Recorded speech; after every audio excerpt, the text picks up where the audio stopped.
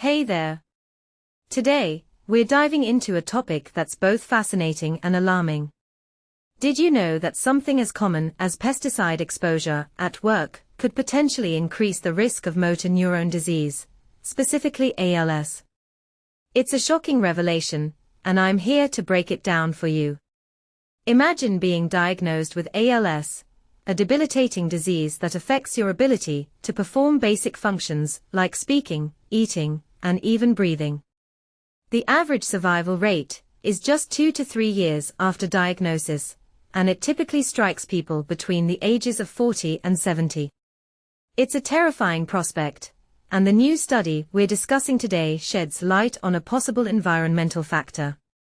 This study, published recently, analyzed data from 8 different studies and found a startling connection.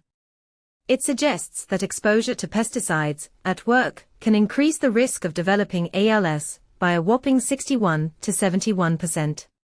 But here's the catch: not all studies assess risk in the same way, so we need to approach these findings with caution. You see, ALS is a complex disease. In most cases, it occurs sporadically, with no clear family history or genetic cause. But what triggers it remains a mystery. Researchers have long suspected that an interaction between genes and the environment might be the key. Over the years, studies have hinted at a connection between pesticide exposure and ALS, but a direct causal relationship hasn't been established. This new study takes a different approach by pooling data from various regions, including the US, Canada, France, Italy, and Australia. The question they asked was straightforward: does exposure to pesticides at work increase the risk of ALS? And the answer, based on this comprehensive analysis, is a resounding yes. But there's more to it than meets the eye. The study found that men seem to be more susceptible, with pesticide exposure potentially increasing their ALS risk more significantly than in women. However, this could be due to differences in exposure measurement methods, or even biological factors. It's a detail that demands further investigation. What's even more intriguing is the type of pesticide involved. Herbicides, in particular, seem to be linked to a higher risk, with a 71% increase in ALS likelihood. But here's the thing: ALS is already a rare disease, affecting only 8 in every 100,000 Australians. So, a percentage increase might not seem like much, but it translates to real, devastating impacts on families and communities. Now, let's talk about why we should approach these findings with caution. This study combined data from various sources, which is great for sample size, but it also introduces inconsistencies. Each study had its methods, making it challenging to control for differences.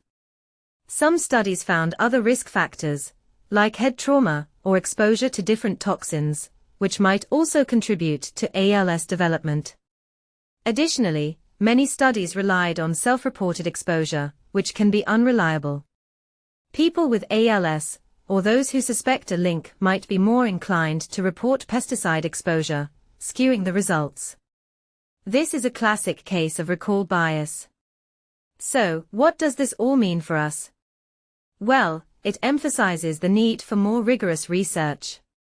We need to identify the specific chemicals or ingredients in pesticides that might be responsible and understand if the risk is dose-dependent. Is longer or more intense exposure more dangerous? These are crucial questions. The development of ALS is likely a complex interplay of genetics and environment. It's what researchers call a multi-step model, where multiple risk factors accumulate over a lifetime. Think about it.